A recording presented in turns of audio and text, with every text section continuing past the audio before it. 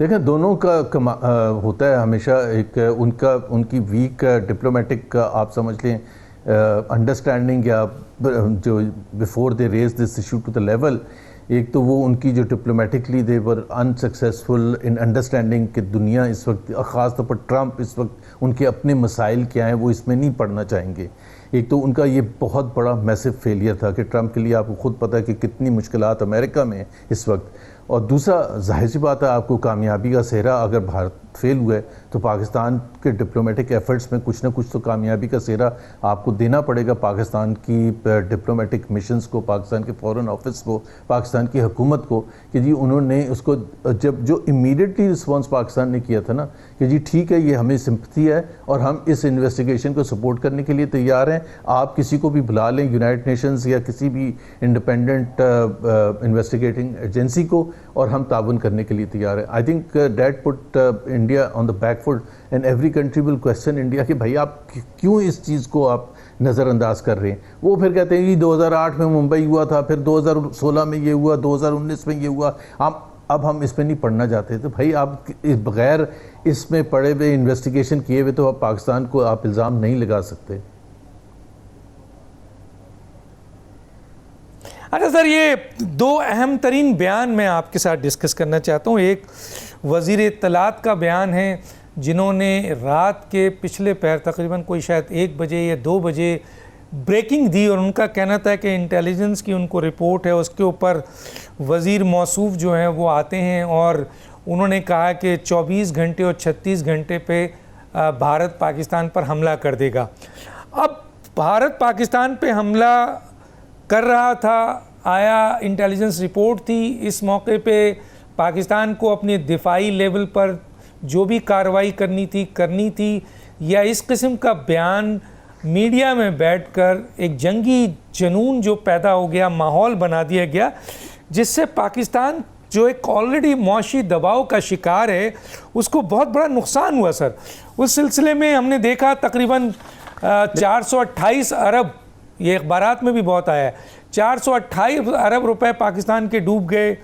और KCA 100 index में 3000 से 3500 पॉइंट्स कमी देखी गई। सरमायाकारों में बेचैनी हुई, लोगों ने पैसा होल्ड कर लिया, डॉलर पे दबाव आ गया। तो सर एक अहम तरीन पोजीशन पे बैठकर क्या ऐसे मौके पे जब पाकिस्तान सख्त मौशी दबाव का शिकार है, इस मौके पे इस किस्म का ब्रेकिंग न्यूज़ देना और ये इत्तला देना कि बस अब भारत 24 घंटे पे हमला करने वाला है, ये दानिशमंदाना स्टेटमेंट था या ये गैर जिम्मेदाराना स्टेटमेंट था? गैर जिम्मेदाराना स्टेटमेंट था, बहुत ही ज़्यादा गैर जिम्मेदाराना। लेकिन अता तारड़ इंफॉर्मेशन मिनिस्टर है, is the spokes person of the government, so वो अपनी पर्सनल हैसियत से या इंफॉर्मेशन मिनिस्टर की हैसियत से नहीं आए थे, वो he was representing the prime minister of Pakistan in the entire cabinet. और वो उनको बिल्कुल, अगर उनको ये ख्याल नहीं था तो खैर और बड़ी गैर जिम्मेदारी है, लेकिन आई एम श्योर उनको ये एहसास था कि वो रात के 1 बजे जाके प्रेस कॉन्फ्रेंस कर रहे हैं। ये एक वैसे ही आप रात के इस पहर जाके अगर आप कोई भी प्रेस कॉन्फ्रेंस करेंगे तो अलार्म बेल्स तो नॉर्मल से भी अगर शाम के 6 बजे करते, 7 बजे करते, तो उससे बहुत ज़्यादा 100 गुना ज़्यादा अलार्म बेल्स होंगे। अब उन्होंने क्यों दिया था, मेरा अपना ज़ाती ख्याल है, जाहिर सी बात है मैं तो असेसमेंट कर सकता हूँ कि वो देखें ना, पाकिस्तान की जो लीडरशिप है उसको एक बड़ा ज़बरदस्त मौका मिल गया है कि जो मुश्किलात उनकी थीं और ख़ास तौर पर ऑपोजिशन के हवाले से, ख़ास तौर पर इकोनॉमिक चैलेंजेस के हवाले से, ख़ास तौर पर लोगों की जो डिस्कनेक्ट है या नफ़रतें हैं लोगों की, उस हवाले से जब आप नेशनल लेवल पर एक नेशनलिज्म का प्रचार करते हैं, फर्वर क्रिएट करते हैं, एक हिंदुस्तान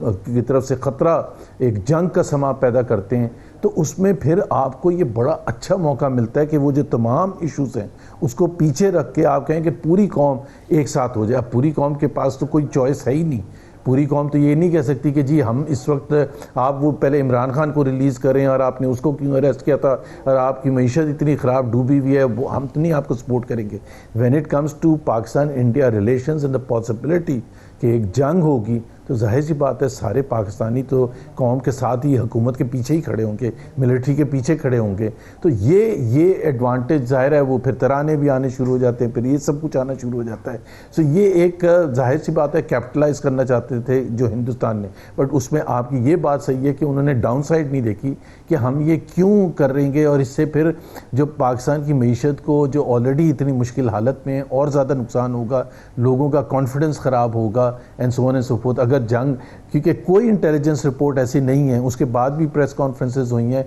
जिसमें आया हो कि India was just going to attack within 24 और 36 आवर्स, ऐसा कुछ भी नहीं हुआ।